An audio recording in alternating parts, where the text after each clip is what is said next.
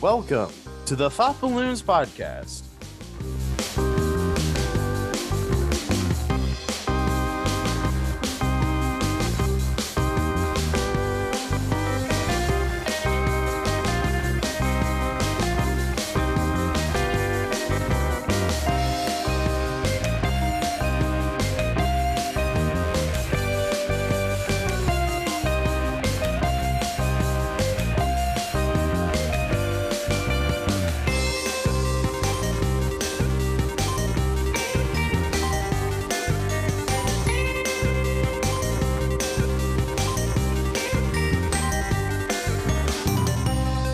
I am your host, Jeff Folsham. With me today is friend, streamer, and someone who works in an industry who I am very interested to learn more about. We'll get into that a little bit. But first things first, we got to introduce her. Welcome to the show, Taylor, better known on the internet as TerrorBillyJean. Welcome to the show. Hey, thanks, Jeff. Good to be here. I appreciate the invite. Yeah, I'm glad to have you here. Like I said here in the little intro, you work in an industry that I'm personally interested in, just because I personally believe that it is long overdue that this industry exists, and I'm glad to see it taking off as much as it does. But you work in a cannabis dispensary. Is it just medical, or do you have recreational as well? We are actually, it's considered just recreational because we don't sell the amount that some patients require. So we're a rec store. Okay. Awesome. Yeah, that's it's funny, before we get into the logistics of all of it and stuff. I saw a funny meme the other day, and I right at the top, why not alienate some of the audience, but whatever. I saw a really funny meme the other day that said, it was about legalization and stuff like that. And it said something to the effect of making a plant illegal is saying God was wrong. And the response to that was, literally one of the first things God did was make a plant illegal. Right. I was like, oh shit, that's true. The whole fucking Apple thing. Right, exactly. So you can do anything, just don't touch this particular plant. I thought that was really funny. But yeah, it's just, it boggles my mind. And there's all the political and all that bullshit and stuff that we could get into on why it hasn't been legal. I don't know if that's something you'd want to talk about, but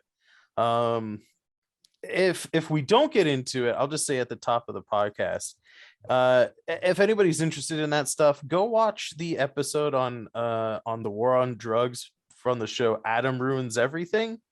It's a good show, funny show. They cite all of their sources, and you can learn a lot of crazy shit about why a relatively harmless plant, I say relatively because smoking still fucks with your lungs, but fire's dangerous. Yeah, fire's dangerous. But yeah, a relatively harmless plant being illegal for this long is ridiculous, and I'm really glad to see the move towards complete legalization, even if I don't partake in it so much these days. But yeah, I guess we'll just I guess the first question to ask is basically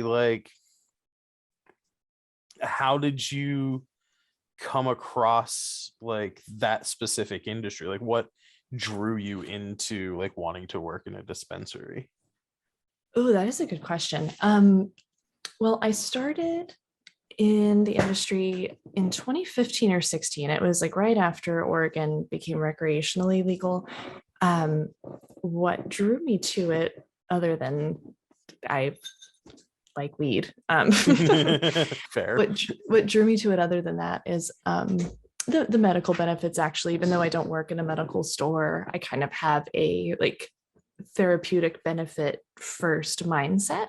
Mm, And fun kind of comes second, just in my personal philosophy. Not that, it's only for medical use, but right. I think it should be respected, I guess, and held kind of like I hold it in that regard. Um, and it's because I've seen just kind of firsthand, even before I worked in the industry, how beneficial it can be to people with chronic illnesses, namely my own mother. When I was a teenager, she had chronic pain, and it was the only thing that kept her head on straight and helped her out with it. Um, so yeah, if I can help other people in that same way, it, I'm more than happy to do so. I love it. I love it. I have a very similar sort of ethos when it comes to any mind altering chemical, like even for, something that's relatively not brain changing, like, nicotine, right? Like, these things should be, in my opinion, go do whatever you think is best for yourself, audience. But like, in my opinion, these things should be respected and used, like you said, with a therapeutic first mindset. Yeah, and I am working in a recreational shop. I do have a lot of medical people that do come in, and people that are just kind of like, I guess, self-medicating in a positive way. Mm. If that's if you can think of it that way. Oh crap. I had a whole thought and I lost it. Sorry. um, oh, they don't really think of it as a controlled substance. Like, the in Oregon, the newness of it has kind of worn off, and Mm. it's become kind of a retail atmosphere, which is interesting. So I just try to still maintain and help people to understand that, okay, like, it's still very much a controlled substance. There are certain rules and Right. regulations I have to abide by. Um, so it's kind of a little bit of both. What do you think is the most common um sort of thing, like, you have to remind people of when it comes to um the fact that it is still a controlled substance? Um, this is going to sound so silly because it's so basic, but honestly, having a valid ID is my biggest struggle with people, that they don't get it. Because I work, um, I serve a lot of elderly people that Mm. are 65 and up. And so they'll come in, and if their license is like expired or whatever, I have to tell them like, hey, it's not valid. Like, I can't accept it. And of course they have like white hair, they're in a wheelchair, and it's like, it's so hard to tell them things like that, but I have to. Like, Yeah. the same people that regulate marijuana in the state are the same people that regulate alcohol. So Mm. um so that's kind of their jumping off point. So, and they review cameras, they do the whole thing. It's pretty intense. So from a customer perspective, it seems like almost like a liquor store, or like a candy store in a lot of ways. But they don't realize that on my side, like, there are very hefty consequences for the slightest slight. Yeah, because you're also still working in a gray area, right? With it being federally illegal, but legal on the state side. It's a lot, I would assume. The I would assume you have a lot less wiggle room and leniency within the cannabis industry than you would with, like, accidentally forgetting to card some old person at a liquor store, or like forgetting to get someone's ID for cigarettes or something when they're clearly like, 60 and above. Right, exactly. And it's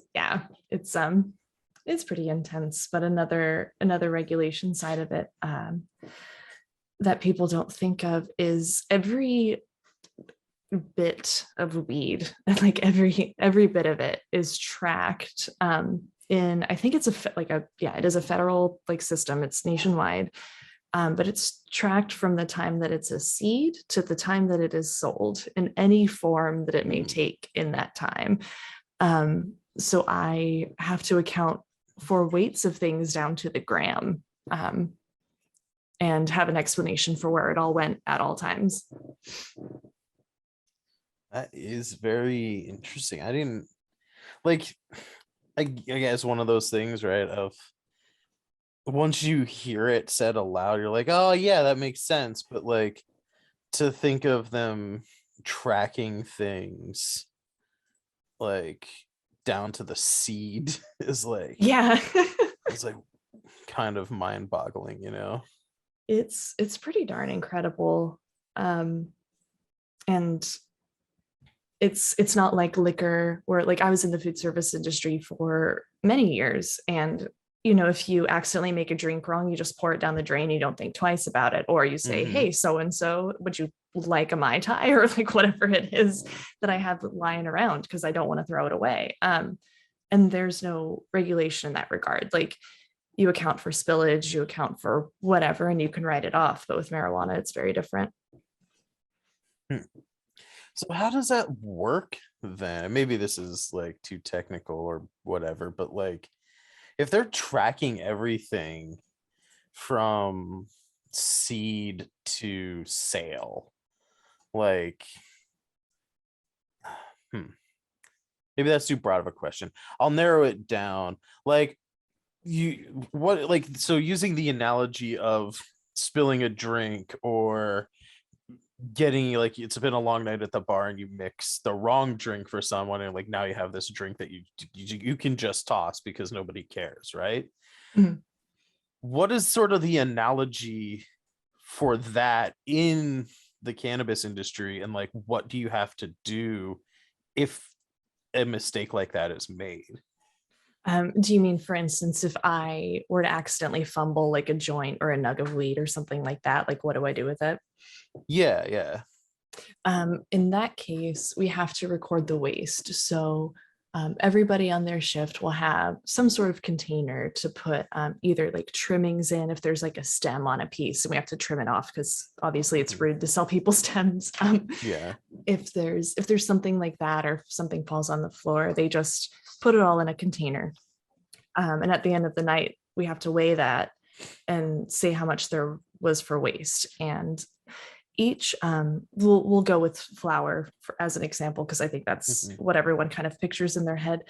Um, so if there is a gram weight worth of a nug that falls on the floor, um, that that nug itself is part of a certain batch, that is its own like strain, all came from the same place. It essentially has a SKU. It's attached to a SKU number. It has its Okay. own dedicated barcode, if you will. Mhm. Um, and it follows it from facility to facility to facility. And then, so when we record the waste, we have to record that SKU number and then put it in. We do inventory every week. We have to put it in the system. If, let's say, I run out of, what's a strain everyone knows, Blue Dream.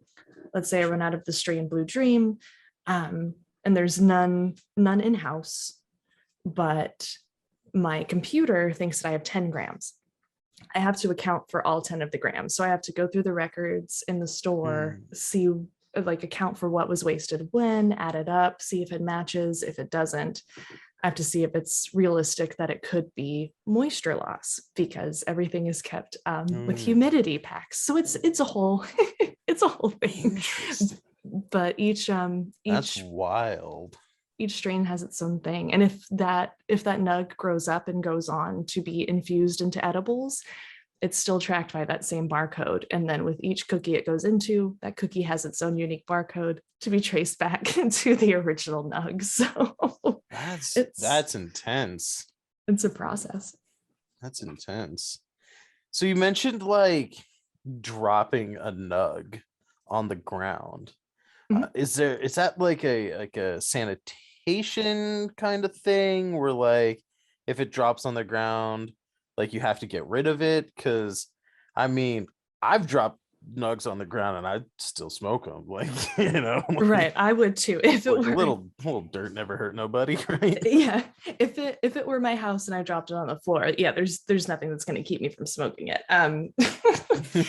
But no, if it happens in the dispensary, I mean, any dispensary, at least in Oregon, is constantly under surveillance. It's constantly being recorded and stored pretty much from all angles.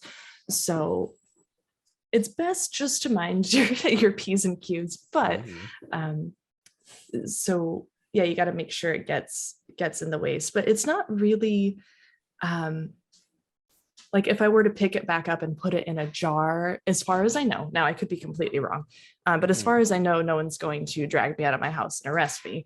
But it's just good etiquette. And yeah, I think just it's gross to sell someone else a dirty nug, even if I would smoke it myself. That's fair.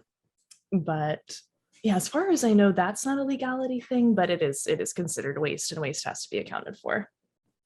See, I'm the kind of guy I would just like pick it up, blow on it a little bit, and put it in the jar. Oh, I've been through the struggle before. My my best friend and I, in a pinch, we would look under couch cushions and we would scrape together a little salad from what may have fallen in there during the week. So I am not picky. Yeah, oh man, if we're gonna, we can go down this tangent a little bit. Let's we do want it. to talk about like gross bowls smoked. I was like on my last gram and I was fucking grounded it up, and I don't remember the exact circumstances as to why this happened, but I ground the whole thing up, and as I was opening the grinder, I dropped it. Oh no. And my last gram was like on the floor. And so what do, right? Like luckily I wasn't on a carpet, so I was able to like salvage Very most nice. of it. Yes. But like I can remember like picking out like hair from like the bowl and stuff like that, and I was just like, it's clearly one of my hair, so fuck it, whatever. Right. It's like you just got to get a flashlight on there, see if there are any cat hairs. You're fine. Yeah. No, I've been there. I mean, and I think we've all smoked resin bowls too. Like we've all struggled. It's not, I'm not proud, but we've all done it. How many? Okay, so I guess it's a two-part question. First part, did you know that guy or girl, like back in college or in high school or whatever, who would go around like asking like, hey man, can I scrape your res? Like, Ew, did you know no. one of those people? You did? Oh, you never knew one of those people? Not with weed, but I mean, I did know it. They were probably the same person, and I just had different interactions with them. I was such a goody when I was like a teen, but they would pick up cigarette butts and make reconstituted cigarettes. So I guess that's kind of the same thing. Yeah. I knew a guy. More gross, but I knew a guy back when I was in film school. I knew a guy who would go around asking people if he could scrape their bowls or if they'd like donate roaches to him. That's so sad. I mean, it's sad, but like that's hard times. I haven't gone that far. So, and I don't need to ask the second part of that question. Since you didn't even know those people existed, I can safely assume that my second question was, are you willing to admit if it was you? No, I'll admit to smoking my own. Doesn't sound like you didn't know those people existed. clearly you weren't one of those people. Right. They must have just missed me. Yeah, I luckily was not one of those people either, but Well, most people, even yeah. now, most people don't know that I smoke weed. It's the strangest thing.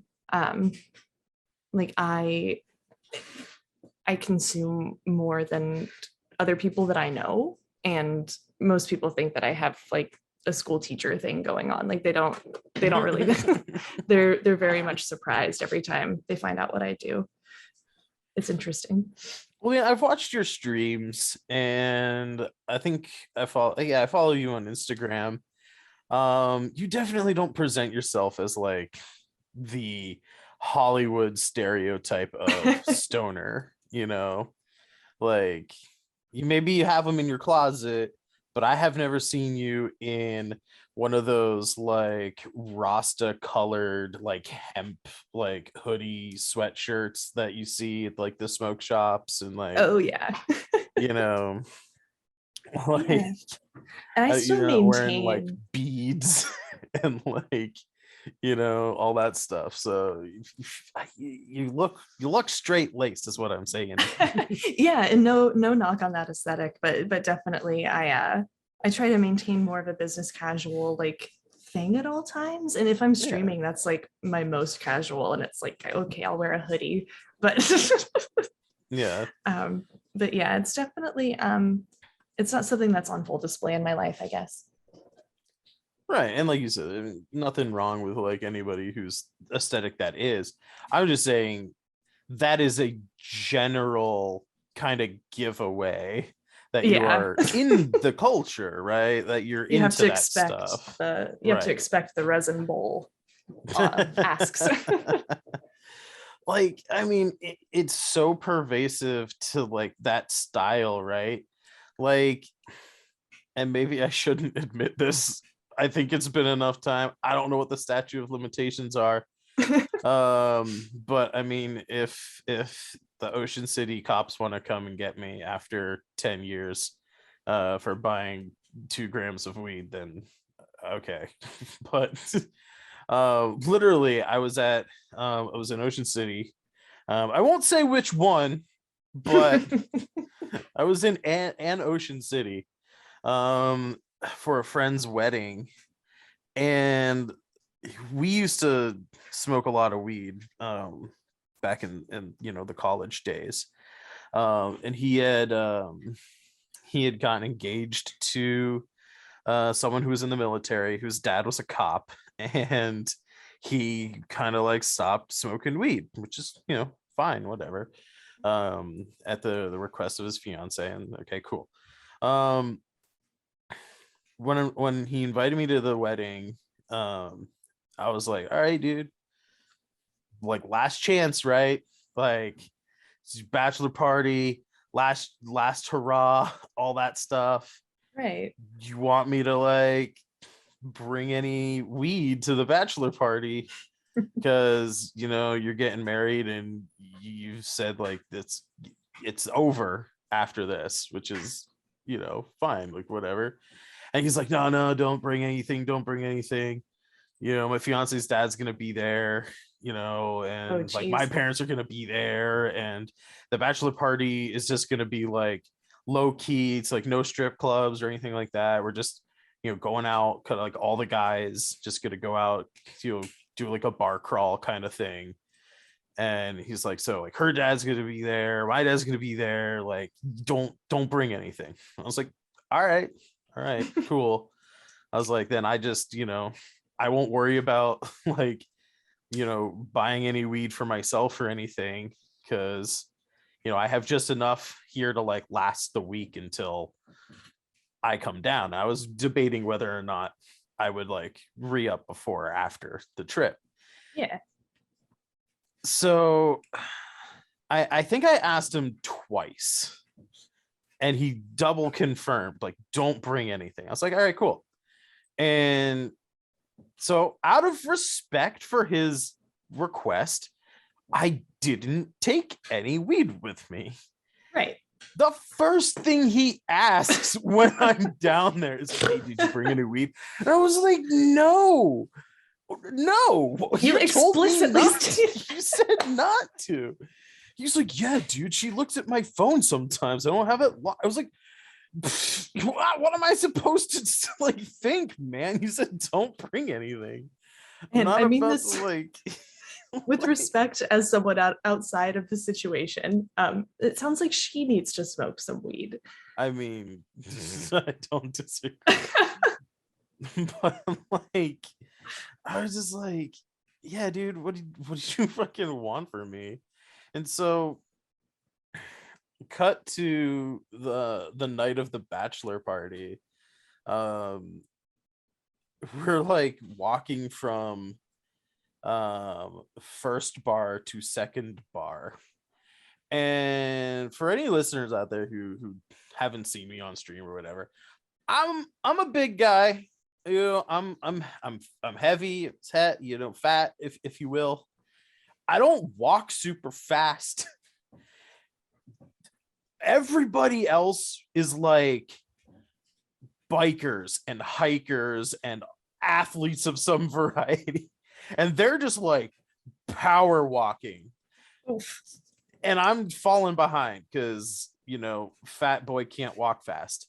Also, fat boy didn't realize that it was a bar crawl. So fat boy was drinking Guinness at the first bar. And Oh man. that is not a walking beer. Yeah, that's a whole loaf of bread in a can.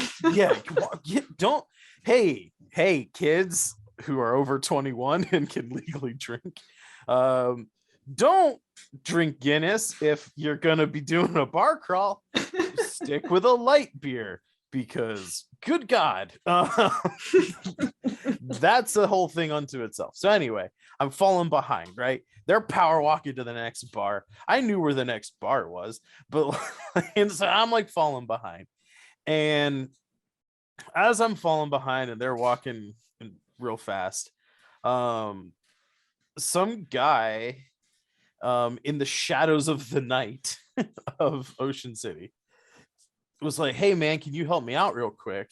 And I'm a little tipsy. I'm also an Eagle Scout, so my good Samaritan like instinct kicks in, and I was like, "What's that?" He's like, "Hey dude, can you help me out? I'm trying to lock my bike up."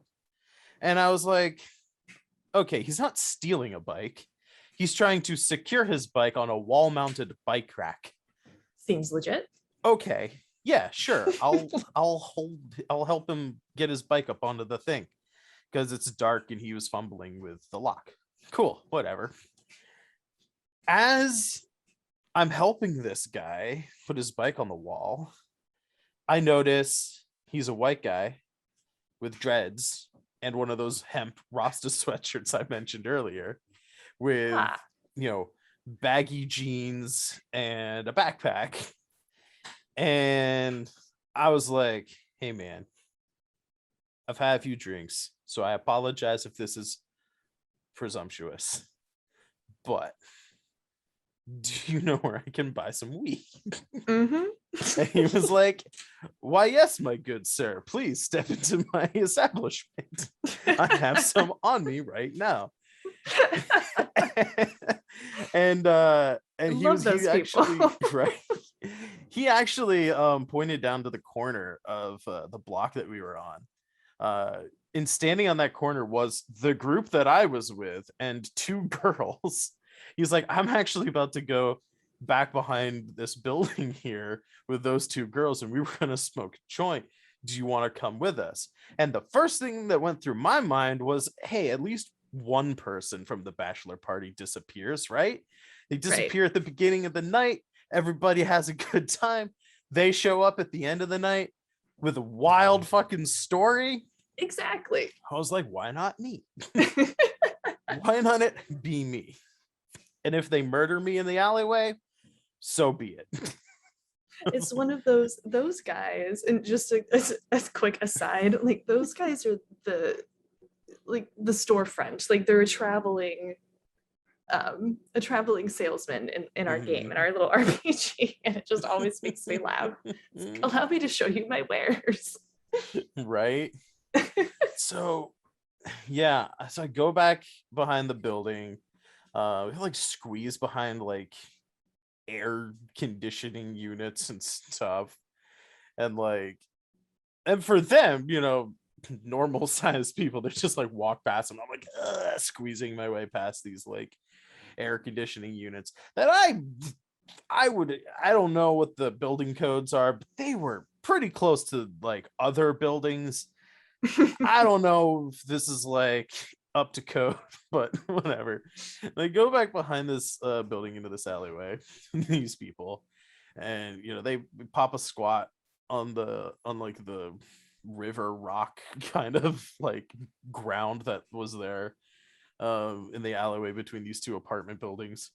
Spark up a joint, and as soon as the guy lights the joint, I get a text from my friend. He's like, "Hey man, where are you?" Oh, geez. I was like, "Oh, I'm I'm I saw a shop that I went into." Or wait, no, that wasn't the first thing I said. I was like, I actually told him the truth. I was like, the first thing I said was, "Oh, a guy asked me to help him lock up his bike. He was like putting on like a wall mounted thing. I'll meet you guys at the next bar. I'm just running behind." And he's like, "Okay." So, puff puff pass, one round goes by. He texts me again. He's like, "Okay, dude, where are you? My dad is like has noticed you're gone and is like wondering where you are." And that was when I was like, "I'm at a store, wink wink, procuring something for the bachelor party, wink wink." Because like I don't Right. want, you know can't leave a super obvious paper trail, but looking back on it, probably pretty obvious.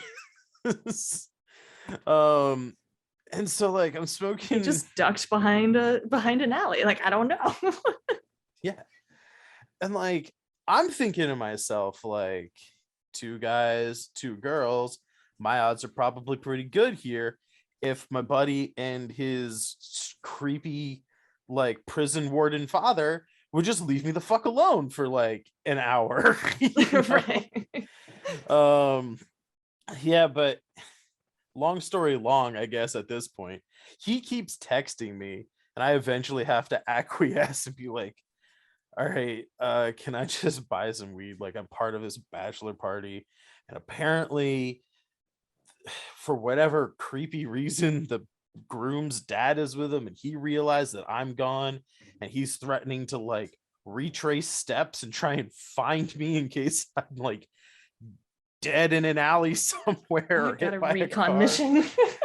And I was like, and it's like, I was like, as much as I would love to stay here with you lovely ladies and you kind gentlemen, I really don't want to like blow up your shit with these weird fucking controlling people that I for some reason find myself associated with tonight.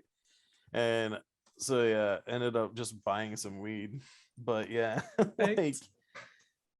white guy, dreadlocks, Rasta, hemp sweatshirt. Probably don't do what I did, kids, but probably a safe bet if you want weed. Yeah, I think that's the same guy that I first bought weed from when I moved to Portland. So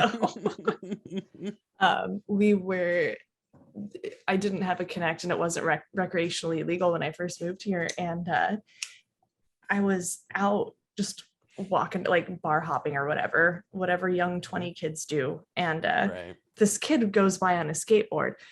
My same kid, I'm sure, that my friend, of course, is an ass, and he goes, "Oh, do a kickflip." And so the kid stops and he hands him his skateboard. He's like, "No, you."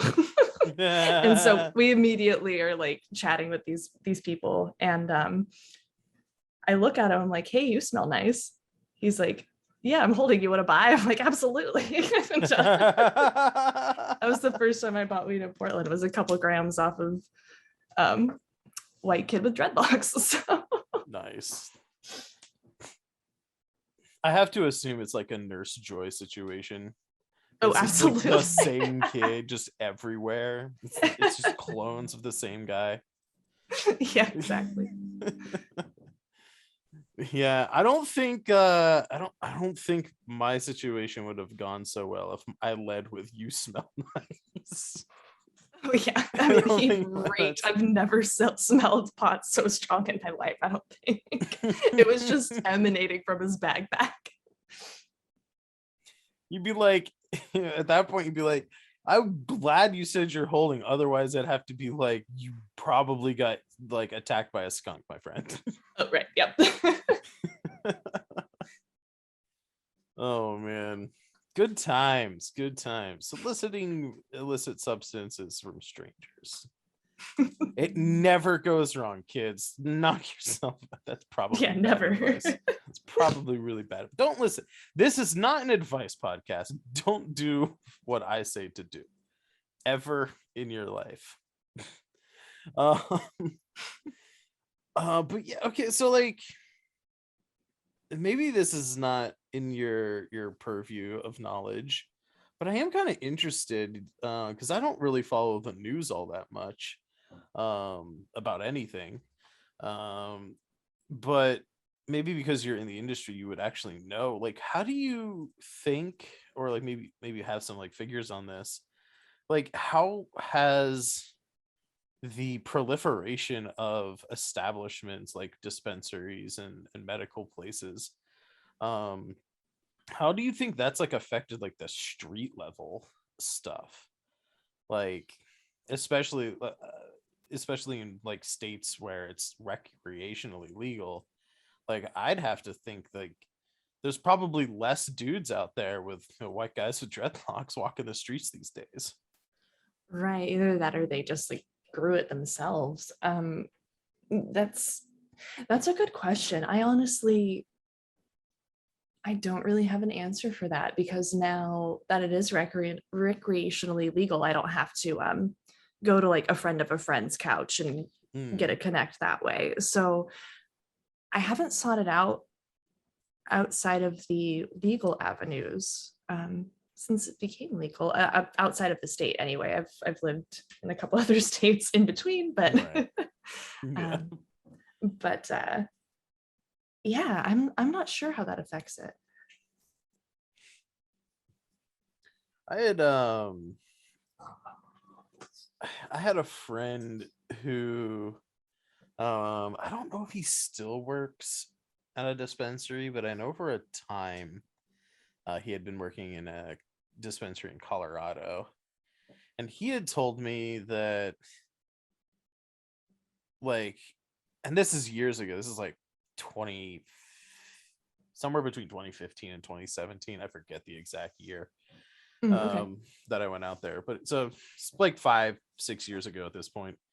And I think he had told me at that point um, that things really hadn't changed too much on the street level, mostly because dispensaries were charging equal or greater prices for the same amount of weed, and people were just like, well, why would I go to this brick and mortar store and do it where I have to jump through all these hoops, like having an ID and waiting in line and like going Right. through all this other stuff, when I could get it for the same price or cheaper from the guy who I've been getting it from for years.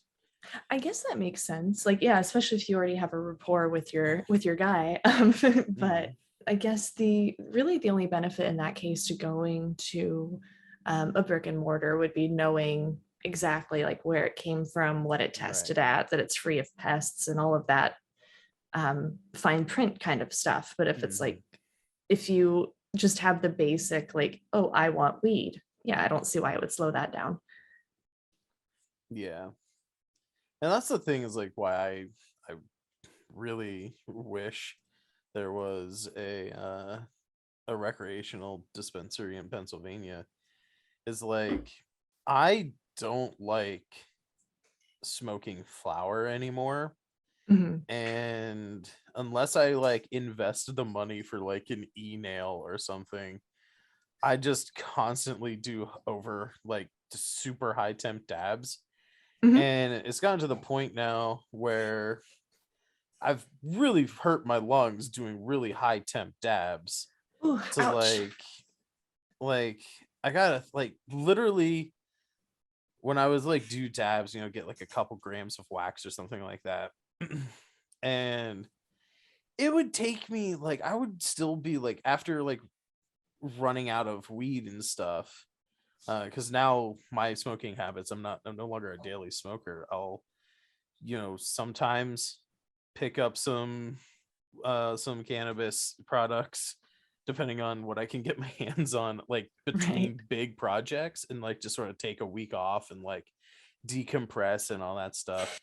Um, because I find that I like revert to my old habits of like wake and baking and like binge watching TV shows when I get high. Yep. Yeah. And so I find it really hard to like continue to work. It's not like I can't draw when I'm high or that I draw worse or like anything like that. It's just it's like a light switch is flipped in my brain and it's like, oh, weed means relax and have fun, right? Yeah, And that makes sense. so I just keep those things separate now. And so even like taking like a week or 2 weeks off, right?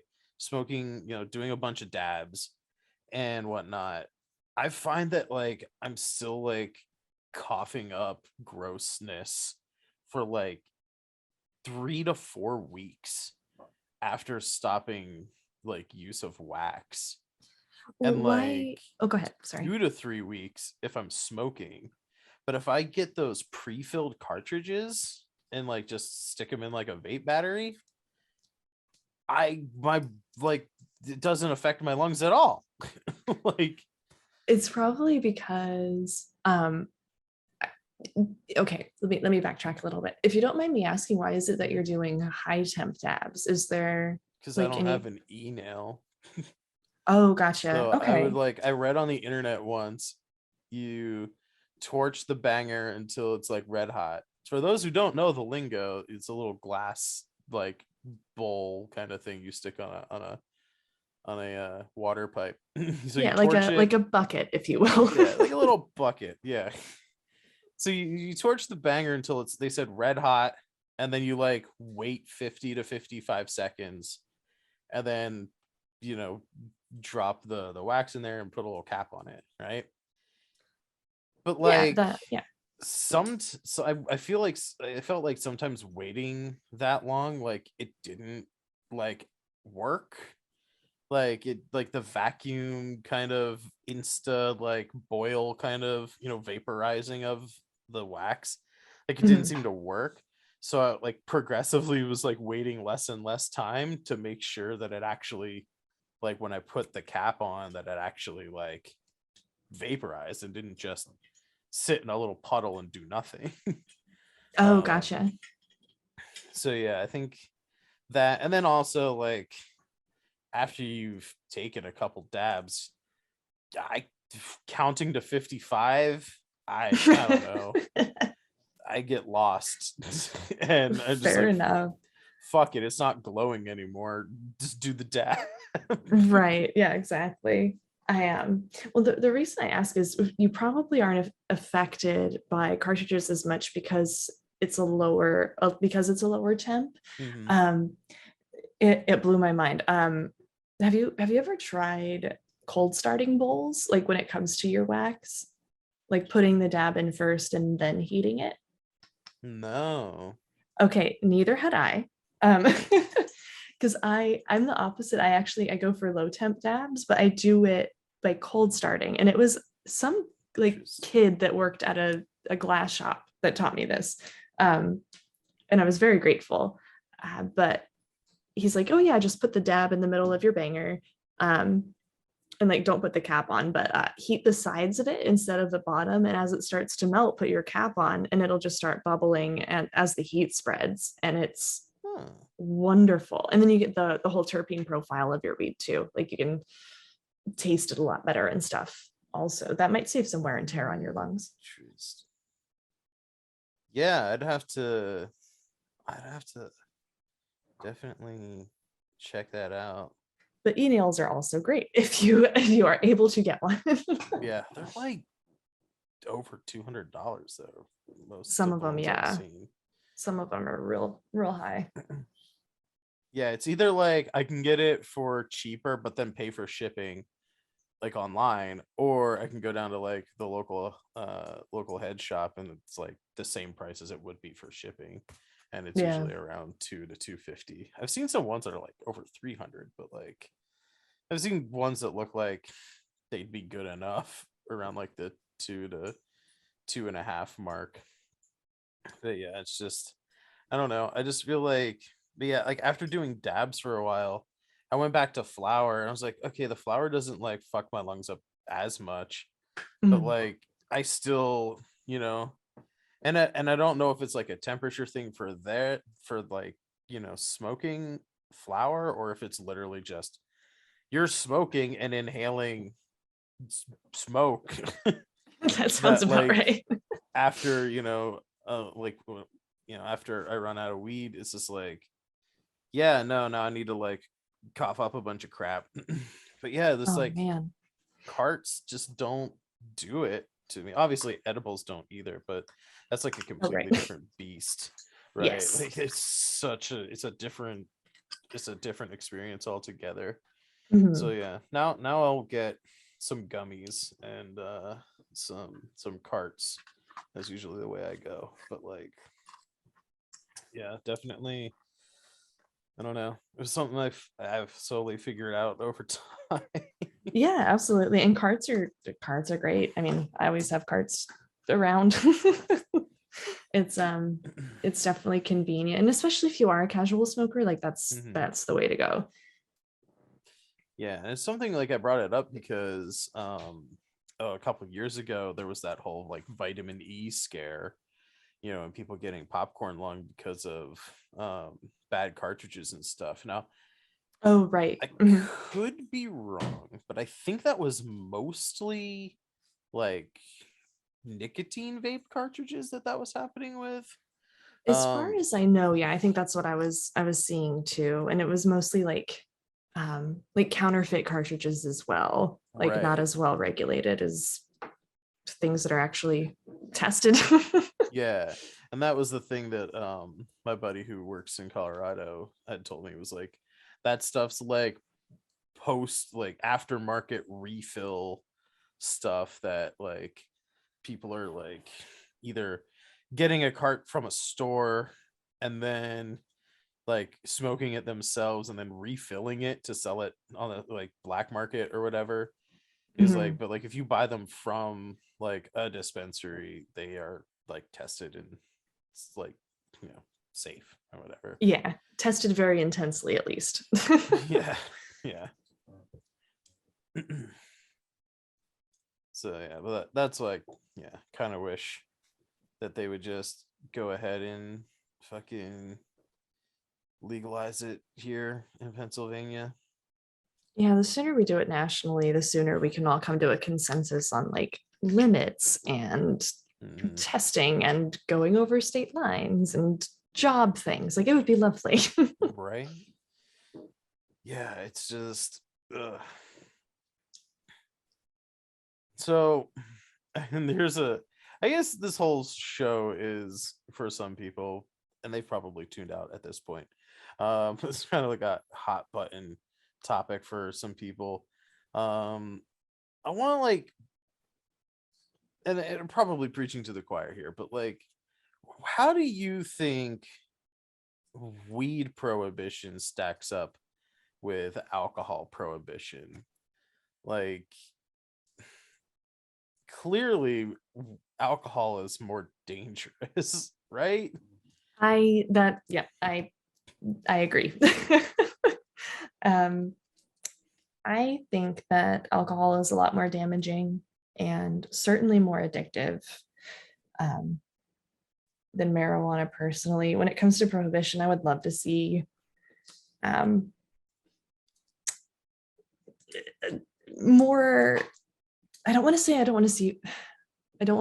I want to see, pardon me, more restrictions on alcohol, but um,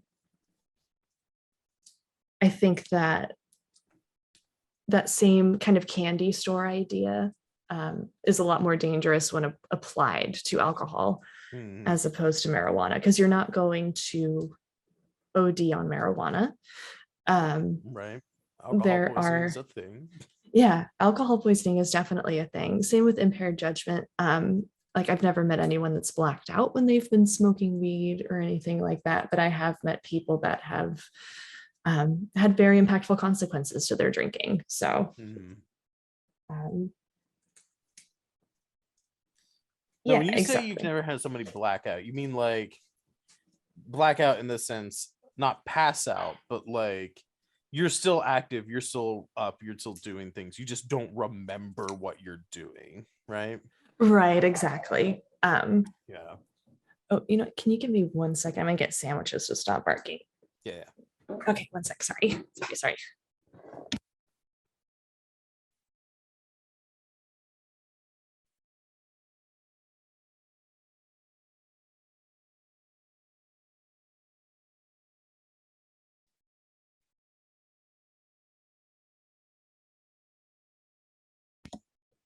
Okay, I think he's done now. Oh, sorry about that.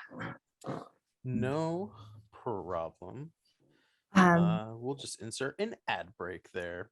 Okay, perfect. So when it comes to blacking out, yeah, I mean, like someone, if they drink too much alcohol too fast, they can go on about their evening either acting like completely like themselves or like the opposite of their personality, but they won't recollect it, or they won't be like present, if that makes sense with alcohol. So that's really Yeah. scary. Um, but with weed, I've never experienced that. Like there's no temporary fugue state, if you will, if somebody smokes too much, at least not that I've seen. Yeah, I'm trying to think like hmm, definitely not to the extent of like what alcohol does to people.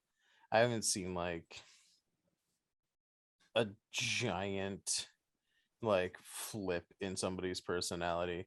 I don't really see like it affects people's personality. Like you can get more anxious or more paranoid from Yes, a definitely. negative side of things, or it can be like a social lubricant where like you're more talkative or more like open and relaxed in a social setting. I've never seen um two stoned people get in a brawl. You know what I yeah, mean? no, Or go from standing to just like completely laid out on the floor. Like, yeah, it'll make you sleepy or, like you said, more anxious. Or it can even cause you to feel a little more depressed sometimes, depending on what your mindset is going into it. mhm. Um, but yeah, I'm not like you're not going to. I'm trying to think of an example. Like you're just not going to single somebody out at a bar for looking at you the wrong way. You know what I mean? Yeah, Um, so it's like weed yeah. doesn't generally um fuck, I mean, I would go so far, but it's bad to ever use absolutes, right? But like I Mhm. would go so far as to say that weed probably doesn't ever actually like engage your violence like response, right? Like Right. I haven't seen anyone rage out. yeah. um Speaking though of like mood altering and stuff like that, I know one of the things, so like my parents on the book, not into it. They I'm the youngest in my family, and even at that, I'm the youngest by a large gap. So I've older parents, and they grew up in the 60s and 70s, as like, you know, in their 20s and 30s, right? Like they were young adults living through hippie culture and all that stuff. Oh, gotcha. And they are like have a lot of like do not like, you know, hippies. They don't like the weed, you know, very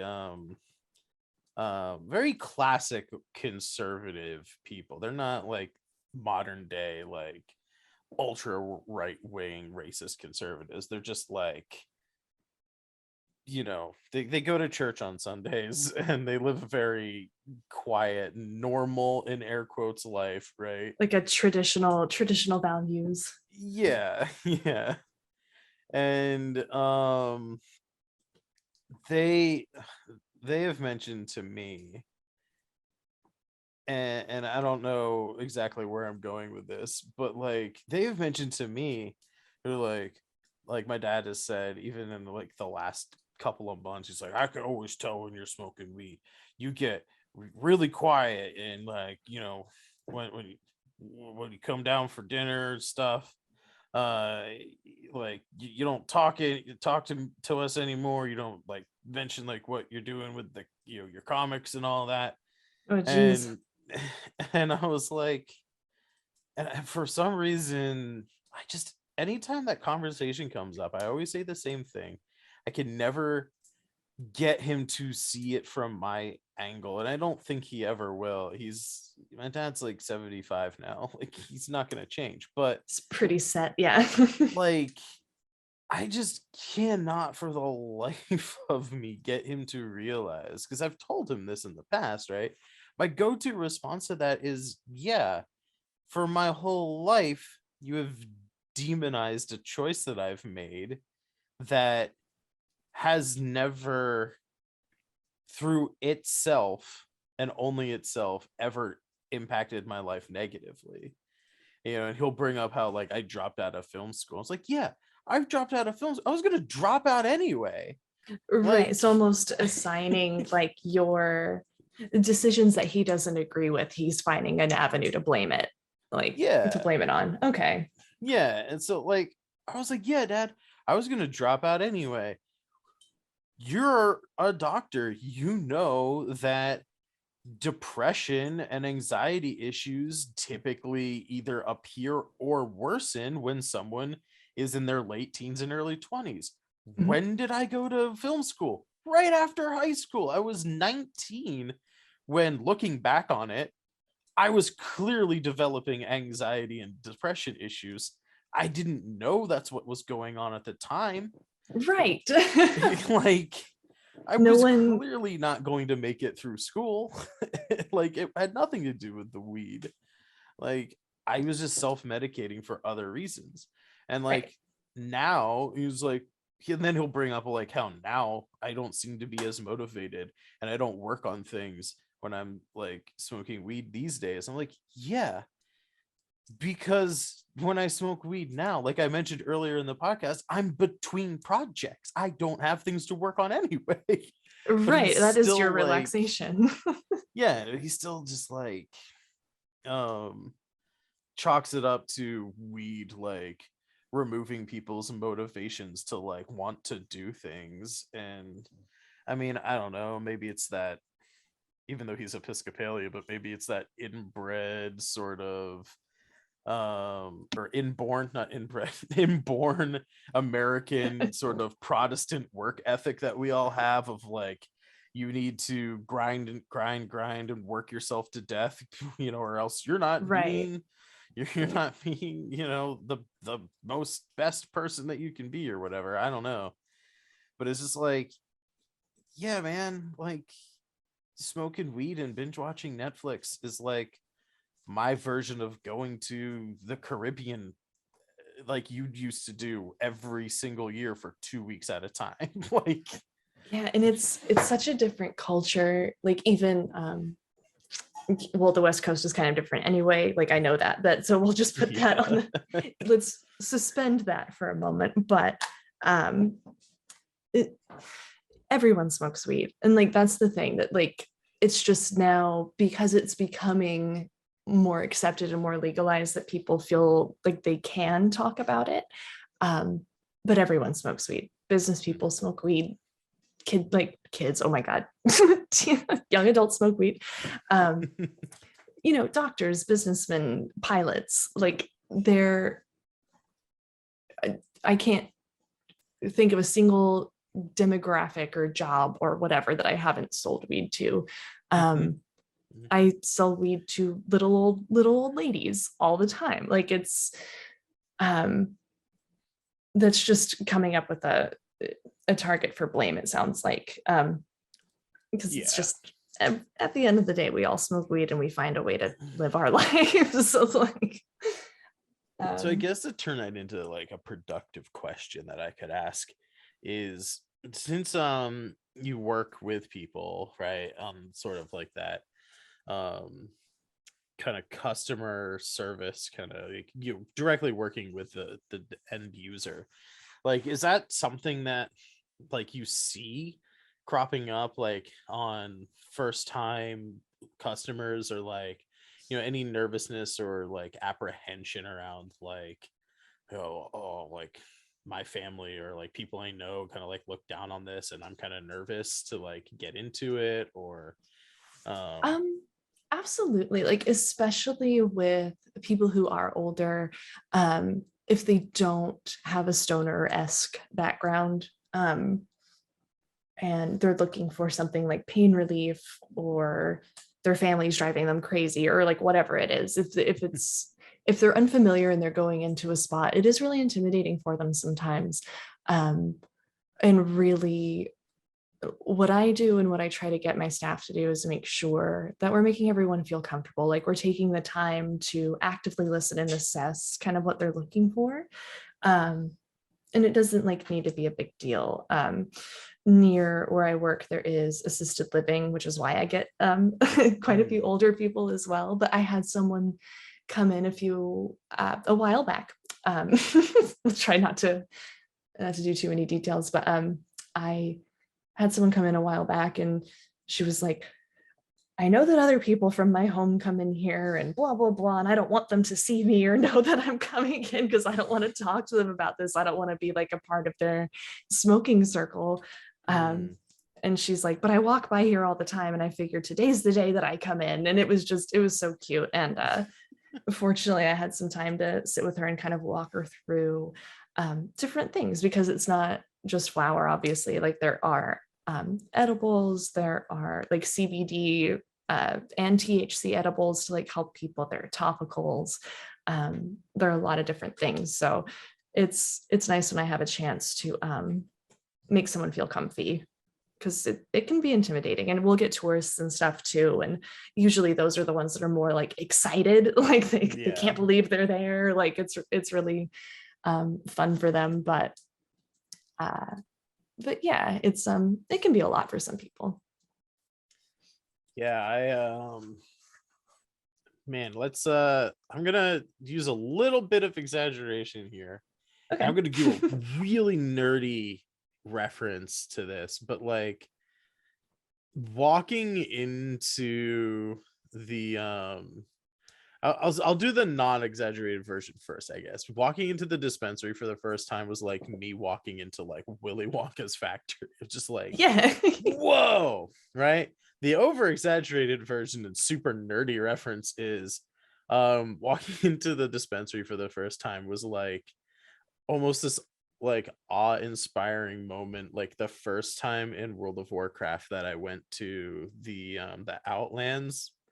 Like, if you've ever played that game, or for anybody who has played that game and is like listening back long, long ago in the dark ages of World of Warcraft, when it was like the Burning Crusade had just came out, right?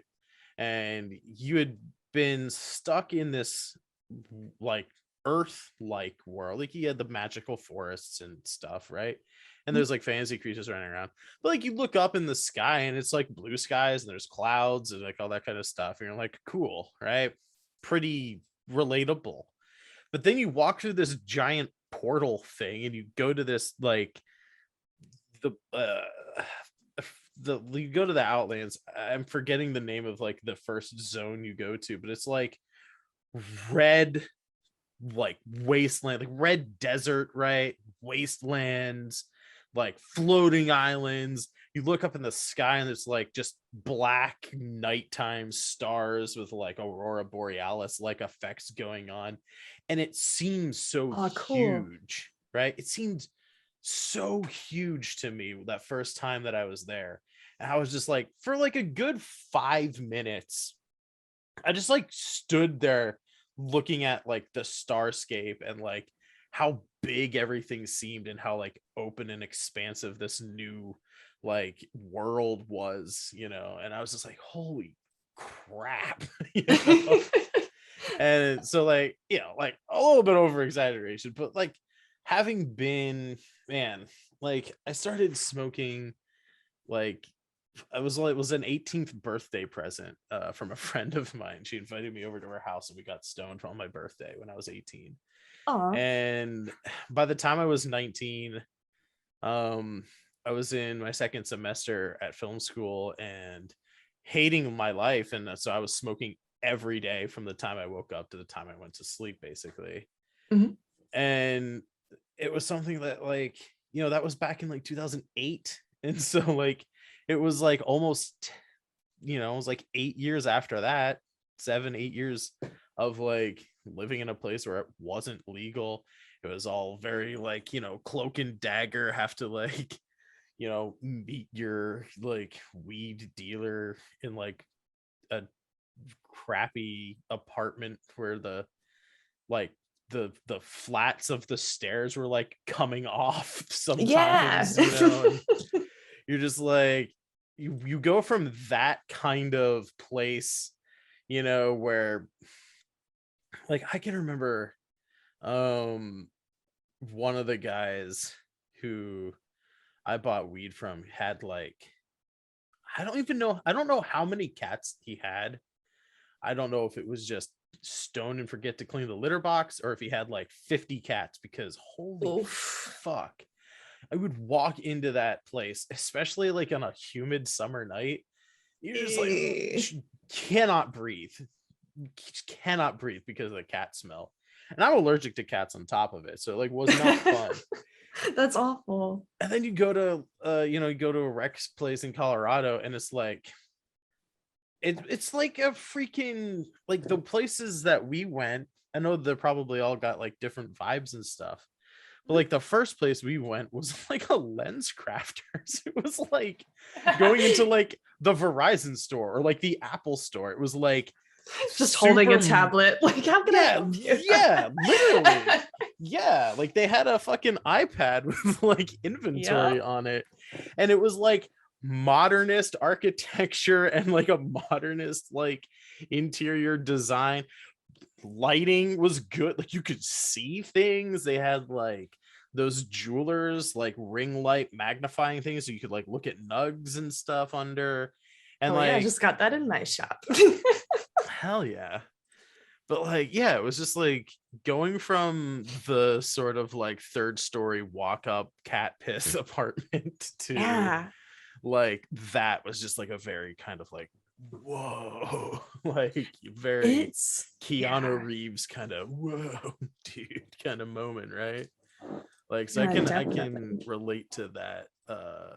How tourists come in are probably like super excited and just thankful that those like places like your shop exist at all, because it's so much nicer to like Yeah, and do it's that. certainly oh sorry, you cut out a little bit, so I think I Oh talked over you. My bad. no, I was just saying it's so much nicer to do it that way. Yeah, I mean, if you like, for instance, if I'm living in a state where I'm going to the third floor walk-up situation, like you never know what you're getting. They just know that it's good. You know what I mean? Yeah. And like that's all you know. So even the like what we now consider fundamentals of like sativa, indica, and hybrid strains of weed, like that's not even touched on. It's just, will it get you high or won't it get you high? And yeah, going to a shop where you get to like customize your cannabis experience based on like what you're doing that day, like yeah, it is, Mm-hmm. it's a lot. It's very Disneyland-esque when I suspend my uh, retail manager frame of mind. Yeah, I have since going to Colorado and like learning about that kind of stuff, and then like making, choices in my life to lead me down roads where I can still access like that level of weed through various contacts that I know. Mhm. Like I've been lucky because I can basically say to myself like um if it's like an off time and I'm not doing a lot of work but I still want to draw or something, strawberry cough is great, like as a Oh yeah, strain, absolutely. because it doesn't make me sleepy. It still like mellows me out a bit and like, gets me high, but like, it's a good daytime weed. And then anything that's like a kush or a haze, but I specifically like lemon haze, like good for night times because that does make me sleepy. Right. Yeah, I hear you on that one. And it's like strawberry cough's great. And that's what I like is it comes with a great deal of also having to find the time to test products and kind of get Mhm. familiar with the effects, which is a whole other animal. But yeah, like it's nice to be able to have somebody and they're like, oh well, I'm gonna go hiking, or oh, I'm trying to do art, or I'm working on a paper, Mhm. or whatever the thing is, and be able to confidently tell them like, oh well, this particular strain like will be relaxing but not sleepy, and like you might get the munchies or like whatever. It's nice to be able to reference that. It does come, it's very general. I mean, like, because every person is different also, like things affect them differently, but just having even Mhm. general knowledge like that really helps people, and it's awesome. Yeah, yeah. And it's man, I don't even like live in a well, I guess we do have like medical now in Pennsylvania. Oh, nice. Um so I guess Leafly is becoming more of a resource that actually is useful to me. But like Oh yeah, lovely. even back in the day though, um man, when did they even get started? Like 2014, something like that, maybe even earlier than that. Yeah, like But 13, like 14. That sounds right. yeah, I'm pretty sure like when they first got started, like I had the phone app and like even though like I had no way to like acquire any of those specific strains at that time, I would be like, oh cool, like this one is supposed to like have these effects and this one would have like those effects. And I was starting to learn like more about like, oh, apparently hazes and cushes are almost always indicas. Like, Right. And that's something like, for instance, I'm from the Southwest, and my state just legalized and they're going to start doing recreational stores this coming year, if not the end of this year. Um, so now my friends that I moved away from are kind of hitting me up like, hey, how would I go about getting a job in the industry, like this, that, and the other. mm, And that's kind of where I direct people, or like my elderly people, just people looking to go go down that path, I guess.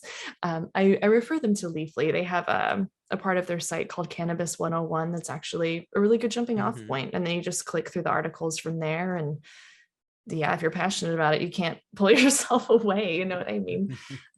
Like when I first started in the industry, there are several like publications I that go through the different legalized states. Like Dope Magazine is one of them. Um, there are tons, but anyway, and just like For a second I having thought you were gonna those. say high times. Oh yeah, like that's that's also a resource. But there will be like certain publications that will have in dispensaries that are just like free for people. When I started in the industry, I would just take an issue every month and just like pour over it and just like read it cover to cover and see like how it was helping people, or like what the next come up is, or just trying to get ahead of the curve in what people might be asking questions about is a huge thing. Um, so yeah, but Leafly is something that everyone has access to, so I try to give them that as a jumping off point. It's also just like a really well made site. It's like just it's fun and interesting to use and like look up streams and stuff, I think. Yeah, absolutely. Because like even just seeing a picture of it, and like I don't know, it's interesting. Mhm. Yeah. pictures of weed, man. I think there's a subreddit called like nug porn or something like that. Yeah. Just like really nice, like well lit, like super like high resolution photos. See those nice frosty trichomes on there. Yeah, I love it. Like macro shots, I nerd Yeah, out over. There's like, it's so cool. man. I like, for just from like an academic perspective, like I'm not even super into like biology or botany or anything like that, but just to like some of those like the microscope like ones where you can actually see like the like structure of like the trichomes and like I don't know, it's like really cool Yeah. because like I don't know, you're entering like a different world at that point where like everything's more magnified than it should be, and you're like, man, these structures look just interesting. But maybe that's the artist in me. Just Well, being no, like, these it's shapes are intriguing. cool. I think it's intriguing for most people, just because it's like, oh, that's what it looks like. Well, and especially if you're used to getting it off the street, if you're getting like cheap, crappy weed that who knows where it's Mhm. been, like it doesn't look like that. Um, and so, especially if it's not something you see every day, like it's yeah, it's super interesting. Yeah, I had a friend who like was friend first, dealer second, who like would tell me like some behind the scenes stuff of what dealers would do.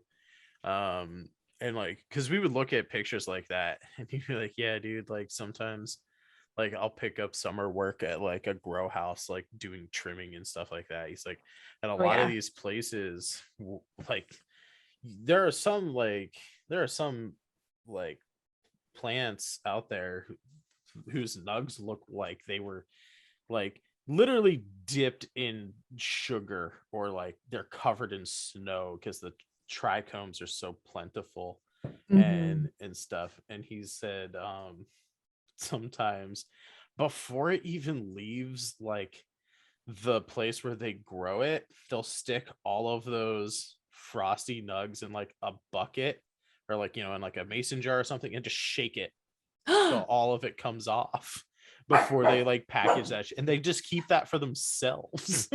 Oh geez, like I know I'm I like, know that what? That fucking sucks. I know that people will sell like keef on its own for sure, but yeah, I've never, and I'm sure it happens all the time, but I've just never thought about it like, oh, they're just taking all the tasty trichomes. Yeah, and like Oh that's man, like again another reason for legalization, quality control. Like you're exactly. not having some asshole in his like garage grow house who's just like, yeah, man, I'm gonna fucking take all the key from myself. And you're like, God damn. Right? It's just it can get, it got real frustrating, kind of like learning some of like the behind the scenes stuff that he would tell me. And like, I don't know how pervasive that is in the like black market. Maybe it's just that particular dude was a dick. I don't know. Like, Or maybe it's common practice. I mean, who knows? Um, but yeah, there's a lot of behind the scenes stuff that's really interesting that people wouldn't really think about. Um, in my opinion, primarily what I found most interesting, at least in Oregon, it's very rare you'll find a bank that's willing to work with you if you're in the cannabis industry, just like as a business. Um, so it's mostly cash only. It's very rare that you'll find a third party willing to do debit with you. But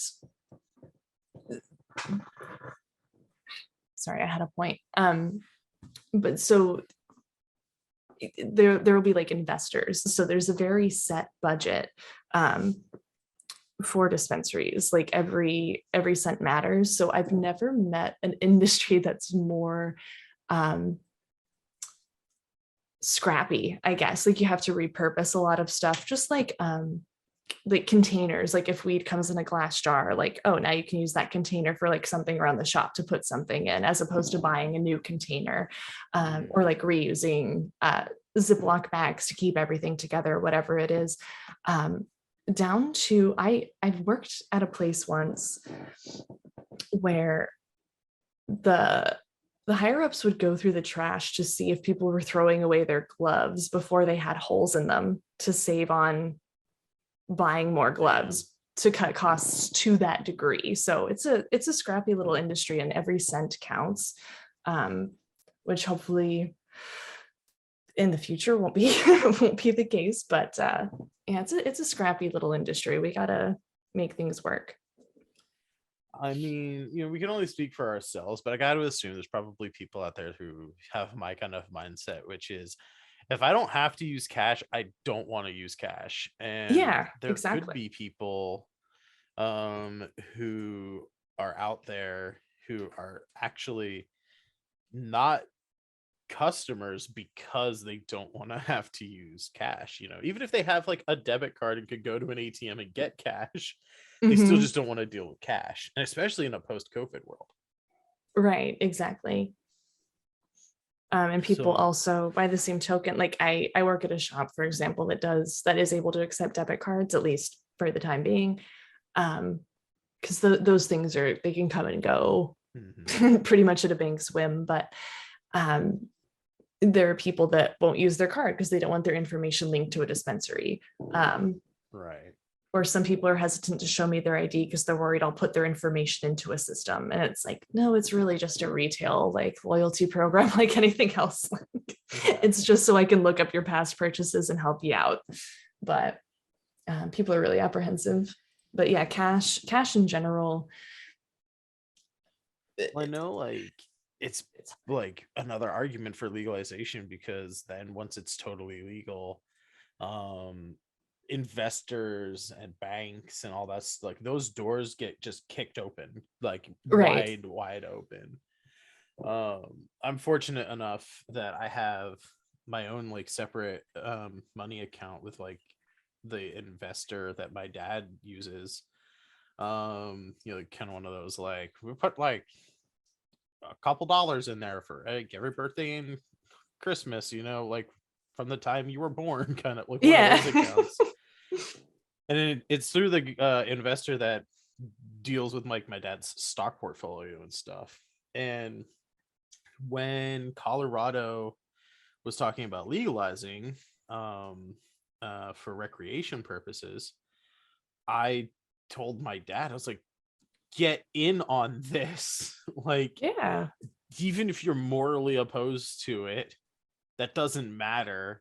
Fucking get in on this. Like, get your investor guy to like invest in this stuff because it's going to make money.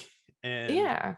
he came, and the information he came back with was that their firm would not do it, and not because of any like moral opposition or anything like that. It was simply like, this isn't legal, like on a federal level, and like to protect our own business and things like that, like we just can't interact with this sort of gray area kind of market that this is stuck in. So like, as soon as things are like open, like, and federally legal and everything's like out in the open and in the clear, like there's probably going to be like a second or even third wave of like money going into the industry, because people are going to be able to start throwing big money around with like actual investment firms and stuff like that, who are currently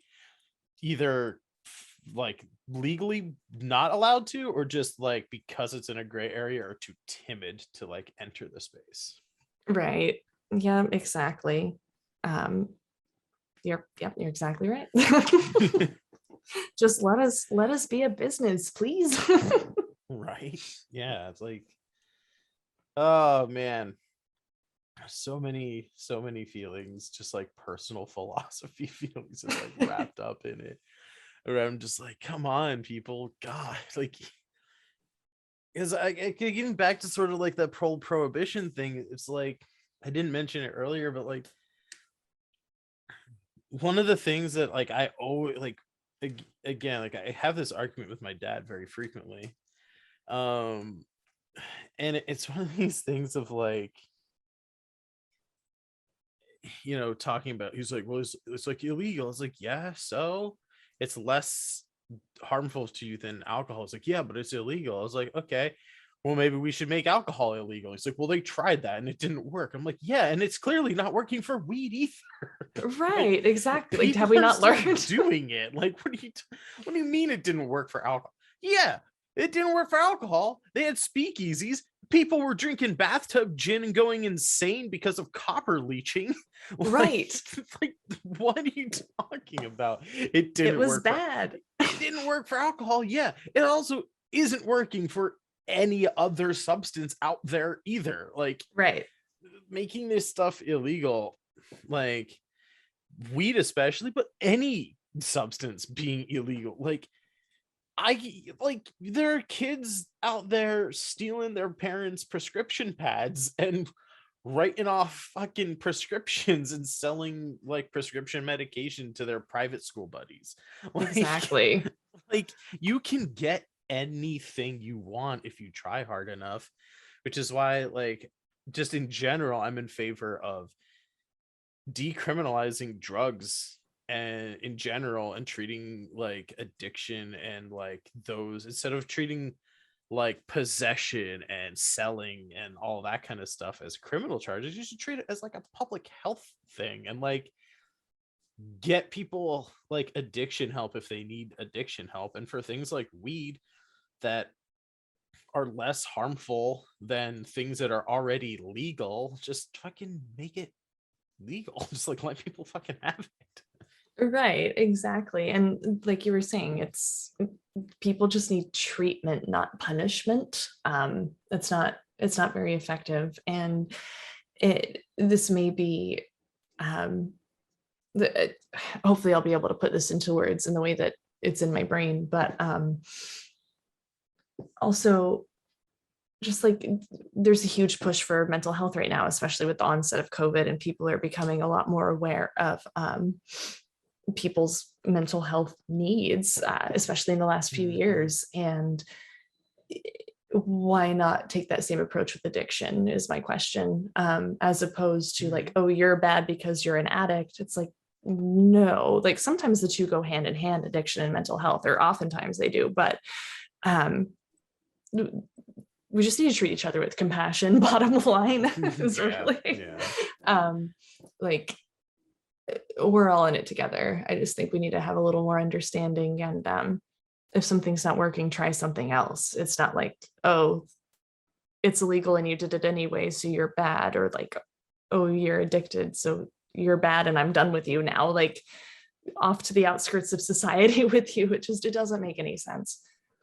Yeah, I don't think I know a single person, and maybe it's just the crowd that I roll with, but like, I don't know a single person who's ever been told, no, don't do that, and then hasn't just gone and done the thing out of spite. Right. Or curiosity.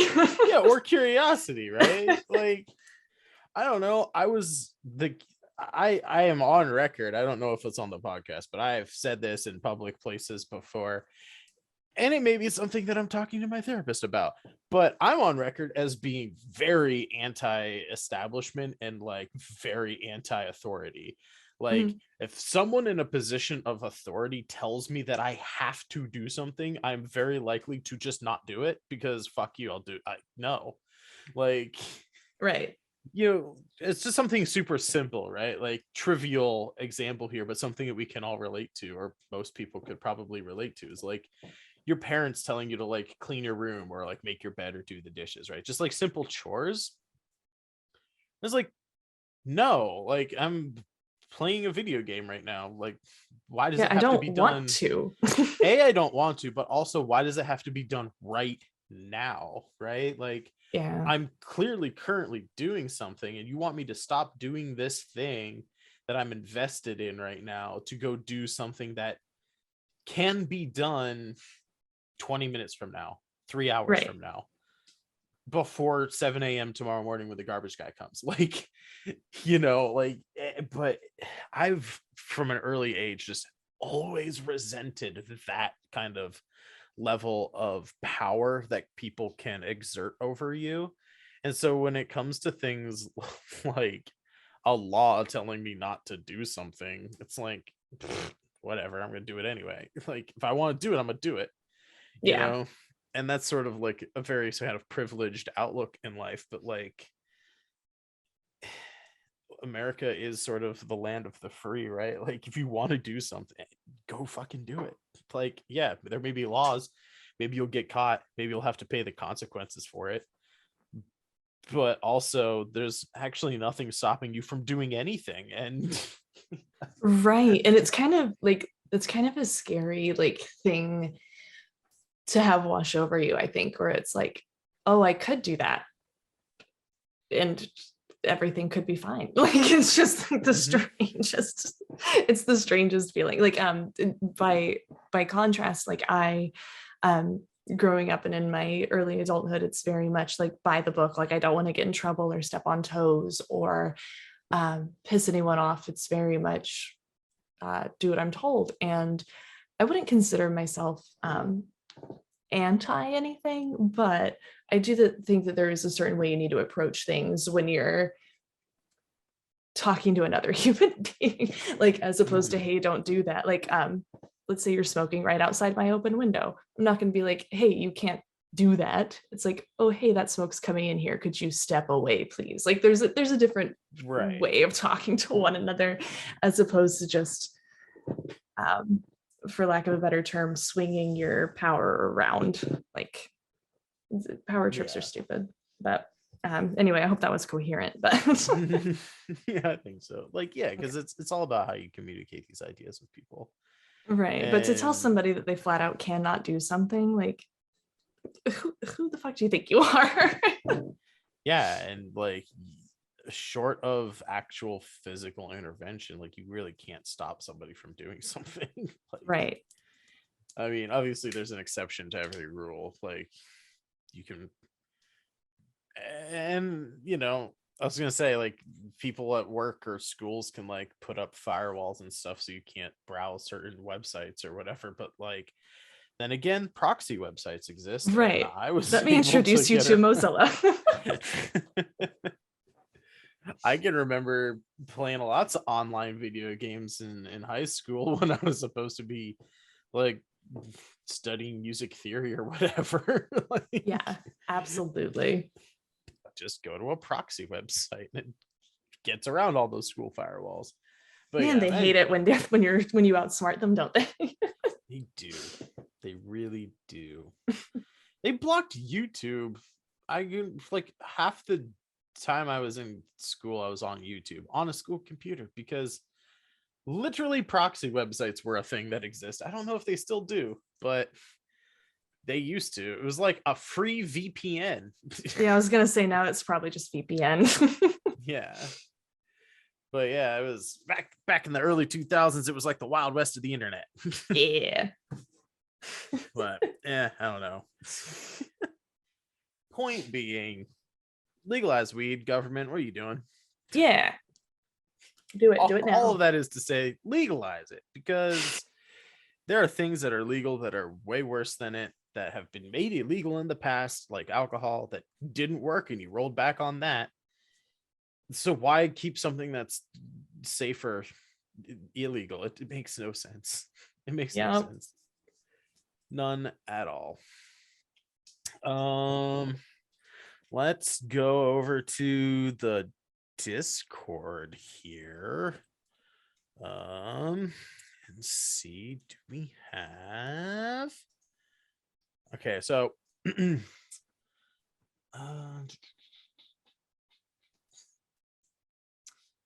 let's go with a question from the Patreon members area of the Folsham Art Discord server.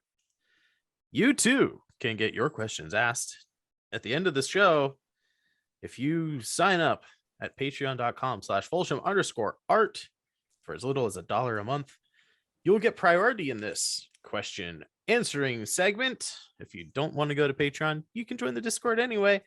And when we run out of Patreon questions, we'll default to the public question for him. But right now we have a question from the Patreon member. Dion asks, who is the worst Disney princess? Taylor, your thoughts? Oh, that's not a weed question. Oh, caught me off guard. Okay, who's the worst? The worst Disney princess. Ooh, okay. Now I We want to both say, know Dion, and you would think it would be a weed question, but it wasn't. right. I'm so surprised. And I have, I would say, intermediate knowledge of Disney princesses. So I'm going I have to. almost none. So Okay, perfect. The worst Disney princess is, I don't know. I thought Jasmine was pretty useless. all right. Fair enough. I was gonna go a similar route as when you say useless. I was gonna say Sleeping Beauty, lazy. Yeah, lazy. Exactly. Just sleeps all the time. I Get think that up was my and do runner-up. something, Sleeping Beauty. Be useful, beauty. Yeah, get a job. Come on. What are you, a millennial? Pretty simple. Answers there. Jasmine and Sleeping Beauty, useless. Moving on.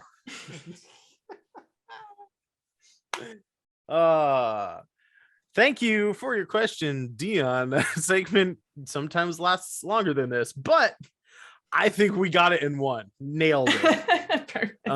Thank you for submitting that question, Dion. Remember, listeners, patreon.com/Folsham_art. You can support Thought Balloons and the various other projects that I do. We have come to the very, very end of the show. Taylor, thank you for being on. I'll turn it over to you. Tell the people where they can find you if you want them to find you on the internet. Yeah, sure thing. And that's fine. You guys can find me. My username/handle is TerrorBillyJean across most platforms. So Twitch, Twitter, Instagram.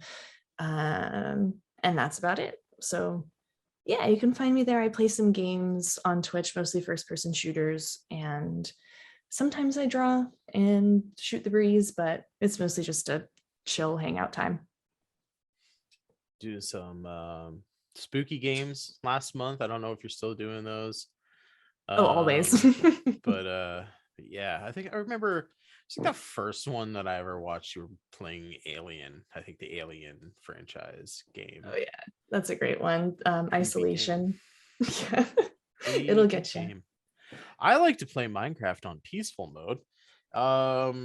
So It's a little escapism. So Alien game, kind of out of my wheelhouse. Kind of like, oh, they make games this scary. Okay.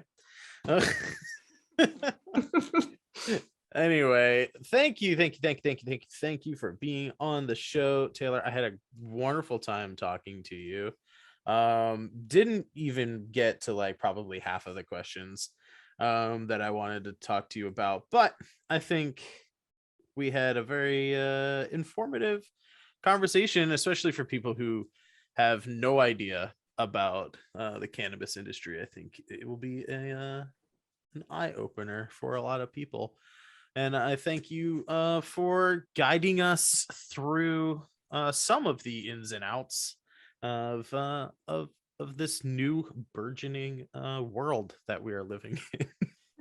No problem. Yeah, this was an absolute blast. And yeah, any other questions you have, I'll be around. So awesome. We'll have to get you back on the podcast here in the future. But that is it for Thought Balloons this week. Thank you all for listening out there in the world, and we'll see you next time on Thought Balloons.